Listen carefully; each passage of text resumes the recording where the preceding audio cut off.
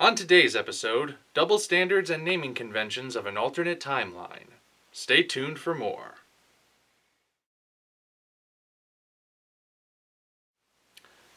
Hello, ladies and gentlemen. I am the Omniviewer, and welcome to Atomic Roasts, where we take bad movies and blow them to smithereens.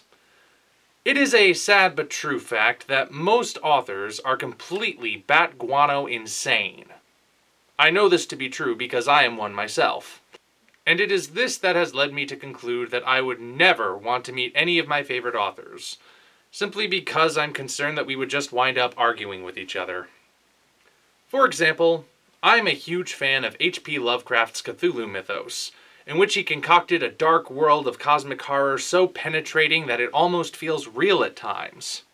I am not, however, a fan of H.P. Lovecraft as a person, considering he was a lazy, paranoid, nihilistic racist. Alan Moore is the man who forever changed the medium of comics with Watchmen, but he's also a petty anarchist with a very disturbing perverted streak that works its way into all of his writing. Not to mention, I kinda like some of the movies that are based on his work. And then there's H.G. Wells. Now, considering that this is the man who basically invented modern science fiction, you would think that he's someone that I, as a sci-fi writer myself, and a huge nerd to boot, would love to speak to. However, after watching Things to Come, the 1936 film based on his essay/speculative fiction work of the same name, I'm not so sure anymore. I had known beforehand that Wells was a communist, which would have put us at odds had the conversation ever turned political. But this movie goes beyond that. Wells being a filthy commie is just the tip of the proverbial iceberg that is his madness. And if you want to know exactly what I mean, then stick around for a little while, and we shall watch Things to Come. The film opens in Everytown, England, on Christmas Eve in the year of our Lord, 1940. War is looming on the horizon, but in this timeline has yet to occur by the date in question. This is the first prediction the movie makes that would be ruined by the forward march of time, but trust me, it will not be the last. We meet some fine English gentlemen and their families attending a Christmas party, though the mood is far from jolly with the looming war on the horizon, and the conversation inevitably turns towards this topic and how absolutely horrible the art of war is. In that case, what happens to medical research? It has to stop. That'll mess me up. Mess you up. Mess everything up. Oh, well, yes. Obviously, medical science will just have to be put on the back burner. I mean, what good are doctors to people who are being wounded on a battlefield, right? They'll just get better on their own eventually. Yeah, in case that wasn't enough of a hint for you, the undercurrent of this conversation is that somehow warfare is detrimental to scientific progress. Progress. Pardon me, progress. Now, I have more to say on this particular topic, but that would be jumping the gun. Now is not the right time to discuss it yet. Just keep that particular detail locked in your mind, and we'll bring it up later. As everyone leaves the party, they notice searchlights and the distant sound of bombs bursting. Mobilization. Oh, God. Oh, so this is where the composer for Legend of Dinosaurs and Monster Birds learned how to match music to a scene. The radio informs us that German planes, well, okay, they're not specifically called German, but they're obviously meant to be German, have begun bombing England. Interestingly, this is the one prediction the movie makes that did actually happen, and a lot sooner than England was expecting it, too. So, war is declared, every town gets blitzkrieged, and thus begins the war montage. A very long and arduous war montage. Here, let me just give you a brief sample.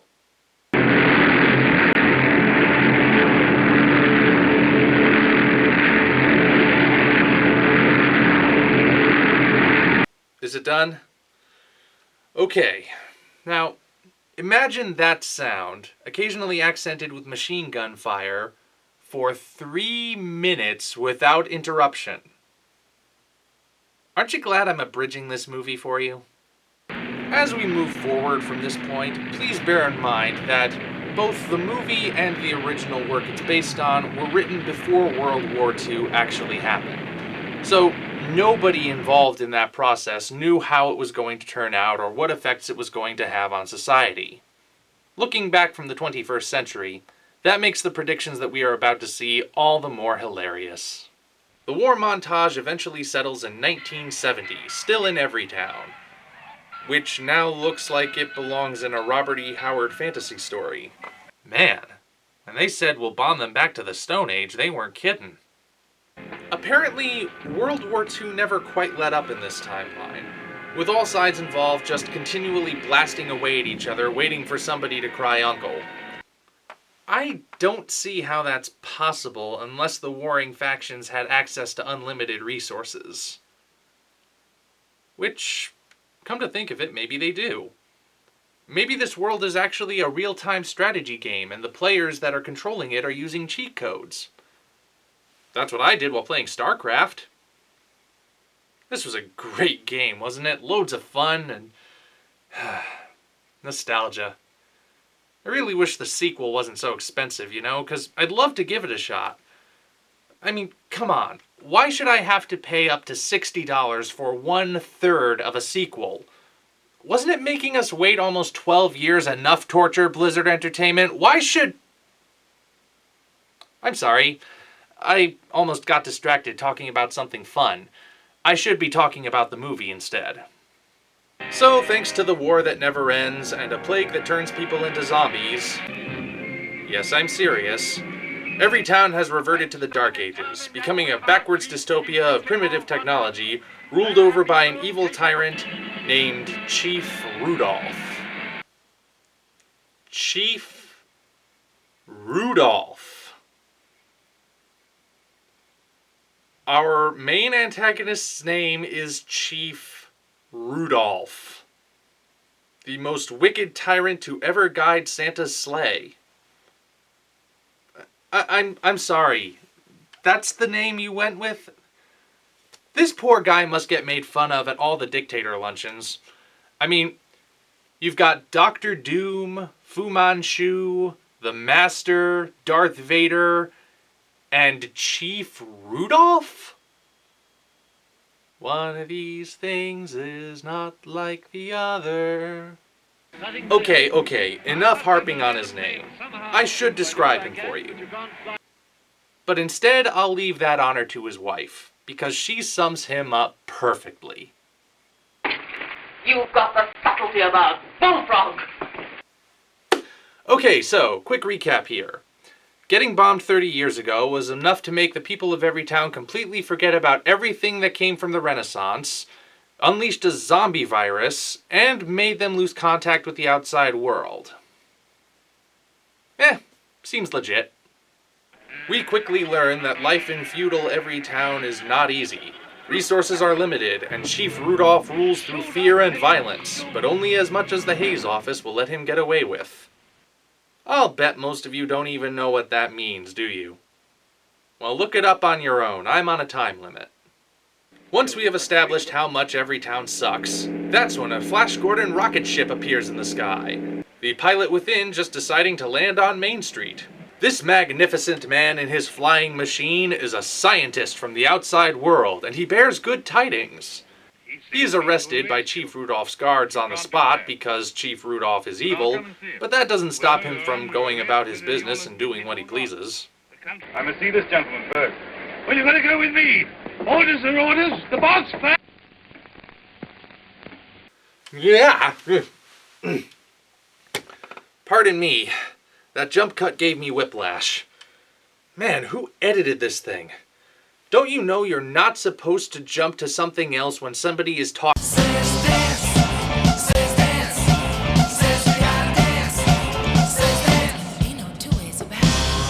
Our intrepid aeronaut informs us that World War II is finally over, and it was ended by science. Apparently, he's part of an independent cabal of engineers who got together to make wonderful new technology that somehow magically ended the war. And they have been spreading their peaceful gospel of science all over the world, uniting all nations under a single scientific banner of science. The Brotherhood of Efficiency. The Freemasonry of Science. Good Lord. A post-apocalyptic Freemason conspiracy. Throw in some Cajun swamp dwellers at a yard sale and we got us a new History Channel series. If I'm reading this correctly, every town is the last place on Earth that needs to be incorporated into this flourishing technocratic utopia. And I gotta be completely honest here. The way in which Ambassador Science goes about his job is incredibly passive-aggressive. We don't approve of independent sovereign states. You don't approve. We mean to stop them, That's war. if you will. Okay, you all saw that, right? The peaceful ambassador of the pacifist technocracy just declared war on every town. But he did it in such a way that got the other guy to say it, so he can still technically claim the high ground. Good sir, that's cheating, and you know it. Now, obviously, Chief Rudolph isn't about to relinquish his power, so he rallies the people to his side and has Spaceman Spiff thrown in the dungeon for his trouble. Never fear, lovers of science. A pair of rebels take the fancy flying machine back to the technocracy's main hub and report that every town has refused the offer to join peacefully. Technically speaking, this need not be such a big deal. I mean, every town made a choice not to join. There's really no reason to think that they're a credible threat. I mean, they're at caveman level technology tops. I see no reason why they can't just be left to their own devices. Send some people in to extract the ambassador and anyone else who wants to leave, and just let them go about their business, and who knows? Maybe eventually they'll come around and want to join of their own accord. Oh, who am I kidding? We need to take them by force. My only guess is that the town is sitting on top of the world's largest platinum mine. Which, if that's the case, makes the people of every town equivalent to the Na'vi from James Cameron's Avatar. Good Lord, is there a movie that Avatar didn't steal from? Still, the technocracy can't just march in there with weapons and declare martial law, because that would be hypocritical on their part. You know, more so than they're currently being. So, how to go about handling this delicate situation? Getting what you want while still saving face? Well, now we've got a chance to try the new gas of peace on somebody. I beg your pardon? Well, now we've got a chance to try the new gas of peace on somebody. Oh, yeah. Great idea. Gas them into submission. Sure, that's the best way to go about handling things. Oh, good Lord. I have no idea how they got away with this, people. Bear in mind, World War I, then simply called the Great War, was still a pretty fresh memory in people's minds when this movie was made. It was during World War I that mustard gas being dropped into trenches was a very common tactic. And thus, the modern world came to regard chemical warfare as horrible and inhumane. And those are terms that are also used by soldiers, mind you. People who make their living by fighting wars. So, that's really saying something. In fact, Things to Come itself depicted chemical warfare earlier as a bad thing. Look. Give it to her. I've given plenty to others. Why should I not have some myself? Give it to her. I'm done. I dropped the gas on her. Maybe I've killed her father and mother. Maybe I've killed her whole family. And then I go and give up my mask to save her. That's funny. That's a joke. I I would like to remind everyone that the scientists of the technocracy, who are about to drop weaponized gas on a village of primitive people for refusing to submit to their authority, are supposed to be the good guys. It's easy to forget that sometimes. Okay, to be fair, the gas of peace isn't actually lethal. All it does is knock you out for a few minutes while it suppresses your violent urges and turns you into a good little sheep that listens to the people that H.G. Wells wants you to listen to. Aside from eliminating free will, it's not dangerous. Unless your name is Chief Rudolph, in which case it kills you dead. This man's not sleeping. He's dead. Dead in his world, dead with him, and a new world beginning. But he's the bad guy, so his cold-blooded murder at the hands of the peaceful technocracy is totally justified. Yep, nothing wrong here. No double standards or anything. And now for the rule of the air. Another overly long montage of nondescript futuristic machines doing nondescript futuristic machine things brings us to the year 2036, exactly 1 century in the film's future. Every town now looks like a less impressive version of Fritz Lang's Metropolis. Everybody wears togas because, I don't know, they're comfortable, I guess. Or maybe the world is just a non-stop toga party now. And cities are now built underground because apparently that's futuristic. Personally, I'm concerned about what happens during an earthquake. But who knows, maybe there's an explanation. Why did they start building cities underground? Maybe this old geezer can tell us. They built houses like that in the old days. Why? They'd no light inside their cities as we have, so they had to stick them up into the daylight. What there was of it. What? Everybody lives half out of doors. They had windows of brittle glass. The age of windows lasted 4 centuries. I never seemed to realize that we could light the interiors of our houses with sunshine of our own, so there was no need to stick them up ever so high into the air. No, I don't think... Ladies and gentlemen, I'm trying to think of a way to counter this. But it occurs to me that we are listening to the ramblings of a complete lunatic. And there's no reasoning with a complete lunatic. So, I'll just let it go by, and not let it keep me awake at night, and we'll get to the end of the movie. The last thing worth mentioning is that every town's chief scientist is starting to experiment with sending people into space. And now is as good a time as any to discuss how this movie has actually shot itself in the foot in terms of making a valid argument for a world that is pro-science and anti-war. The opening thesis of this film is that warfare is detrimental to society and scientific progress. Progress. Pardon me, progress. Now, the first point is a lengthy topic in its own right, but the second point is a bald-faced lie that is not supported by the facts. I'm about to sound like a crazy warmonger, but I've got to say this. Scientific progress is not hindered by war. If anything, war is the high-octane unleaded gasoline that turns scientific progress from a jalopy into a sports car. If two sides are fighting a war, a deciding factor in who wins is who has the better technology and how well they use it. And more often than not, that technology is incorporated into everyday life once the fighting stops. Just look at the modern world. Look at all the things you take for granted.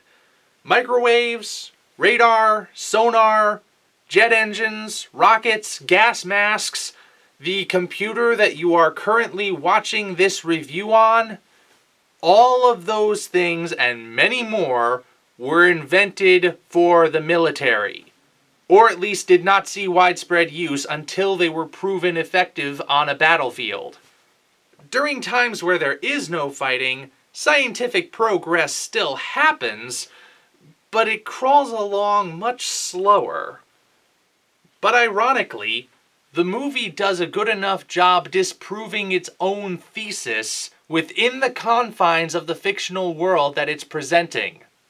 The technology created by the Freemasonry of Science in 1970 is far more advanced than anything we actually had in 1970, and it was expressly created for the purpose of stopping the fighting, meaning that none of that stuff would have been invented at all had it not been for the onset of the war that supposedly is a detriment to scientific progress. It is a guarantee that the fancy planes and the gas of peace were derived from deadly weapons. Now, in the film's third act, which I remind you takes place in the year 2036, mankind has had an extended time of peace and prosperity in which they were free to do as many scientific things as they wanted, and not only does the technology not look all that different from what we saw in the second act, but they are now only just starting to look into space travel. In real life, human beings had walked on the surface of the moon by 1969, a whole year before this movie's second act began.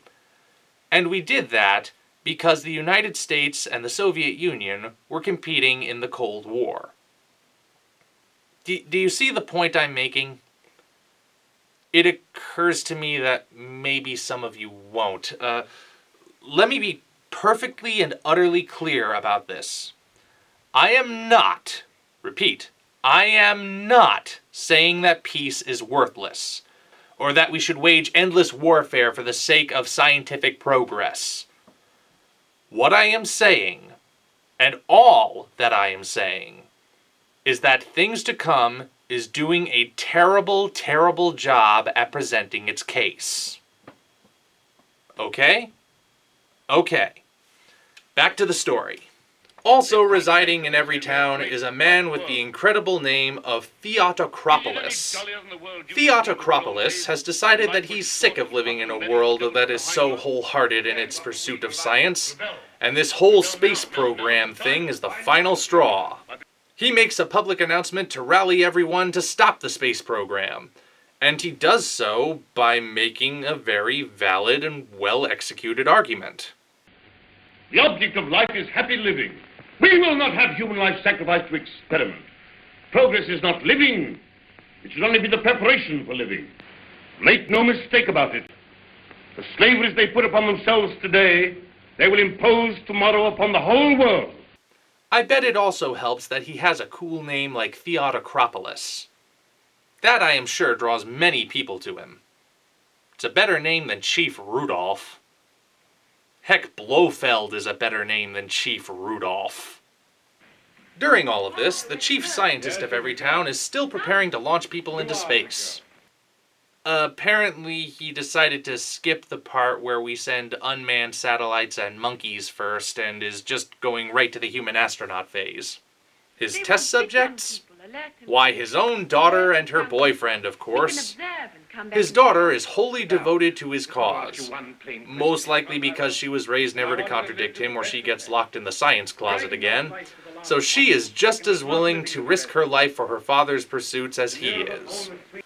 Her boyfriend, on the other hand, is probably just looking forward to being locked in a metal can with a hot chick for an extended period of time with absolutely no concerns about interruption.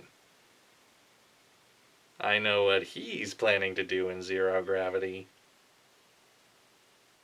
Bill Nye the Science Toga loads his only child and her boy toy into the metal capsule that is just as likely to kill them as it is to send them safely into orbit and return them to Earth, and loads the capsule into a giant space cannon aimed at the sky.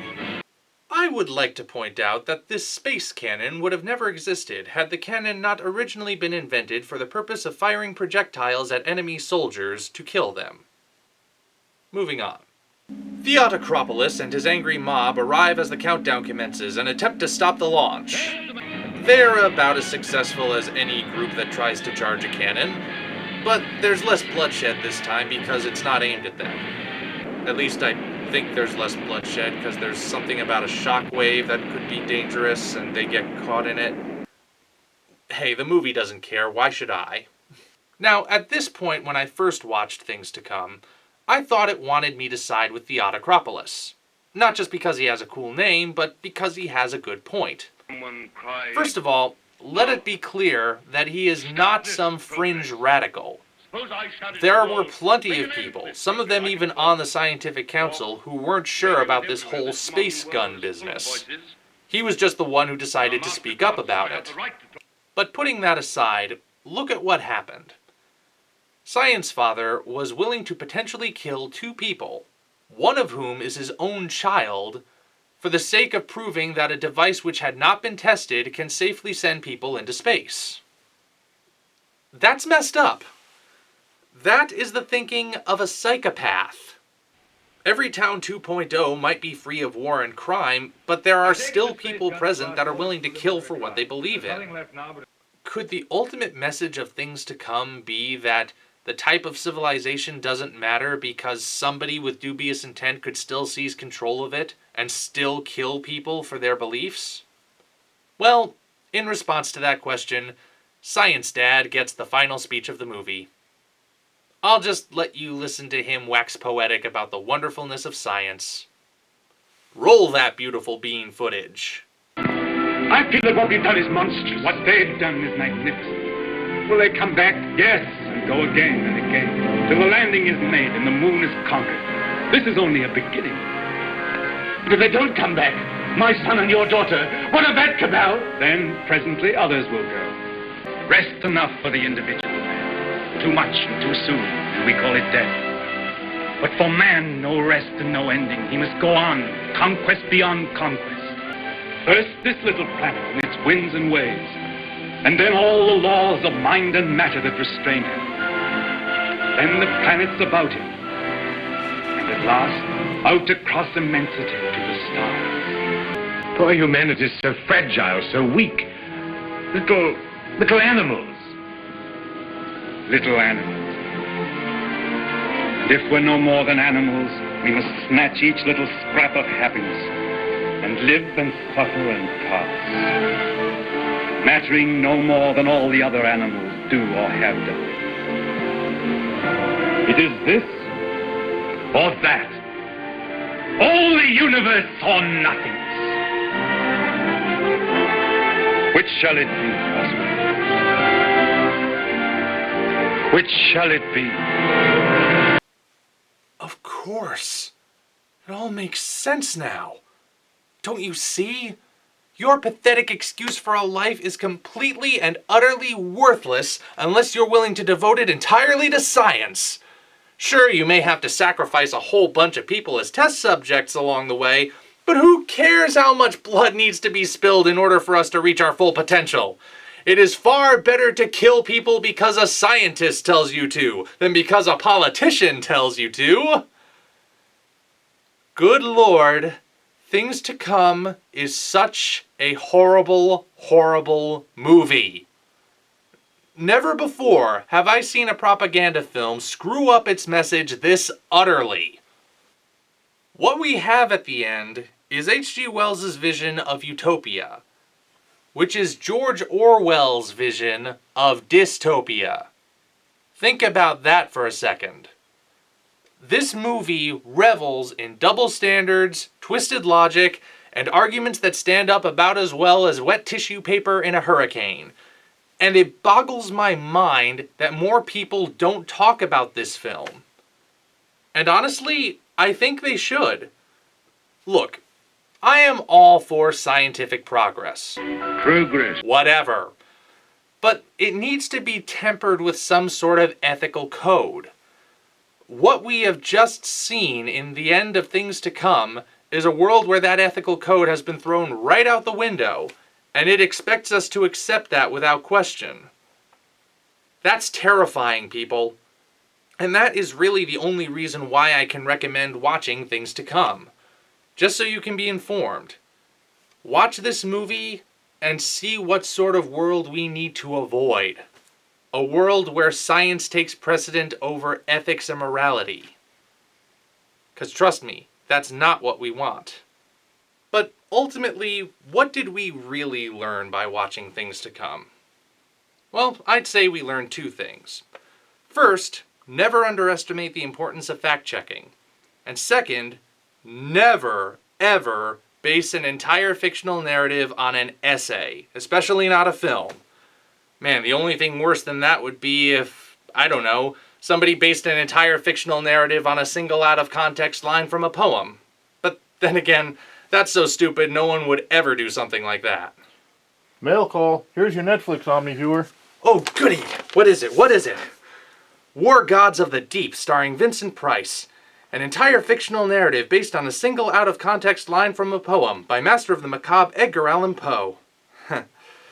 That's nice.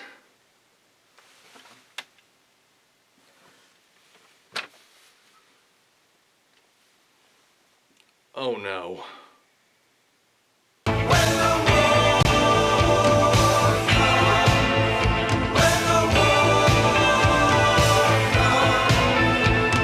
By the way, one more interesting double standard I noticed. The peaceful technocracy at the end of the movie has the biggest darn gun of them all, and is using it to enforce its authority over the will of the people. What the heck, H.G. Wells? Until such time as we meet again, this is the Omni Viewer signing off.